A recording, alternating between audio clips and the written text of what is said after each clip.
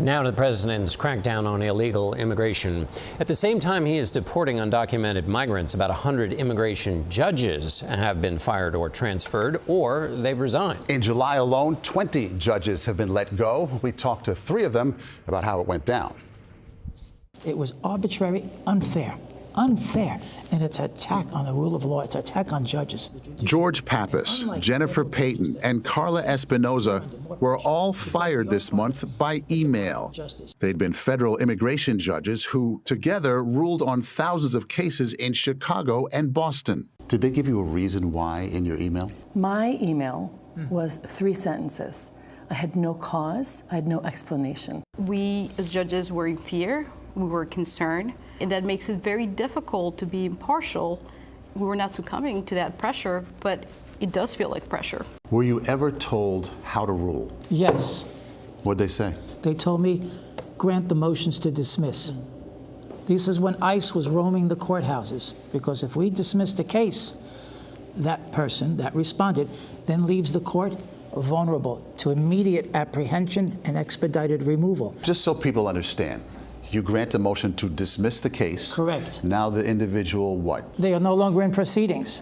Once they left the courtroom, more often than not, they will be handcuffed and led away by the ICE officers. Take a step, back up, back up.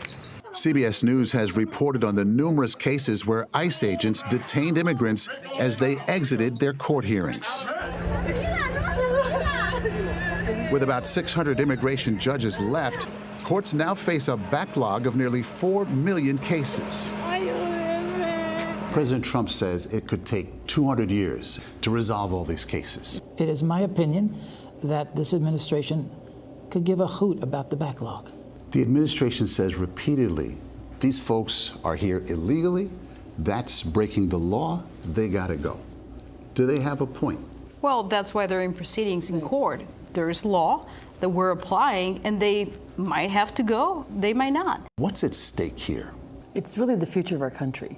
If the funding is going to enforcement and there is no justice left, that shows that our country is no longer embracing the need for due process and for justice. That's a big statement. The future of the country is at stake here. Do you agree with that? Absolutely. If you're attacking the very judges that adjudicate cases, there's not going to be a rule of law. That should concern everybody, not just immigrants, but U.S. citizens. Today is them, is immigrants. What about tomorrow?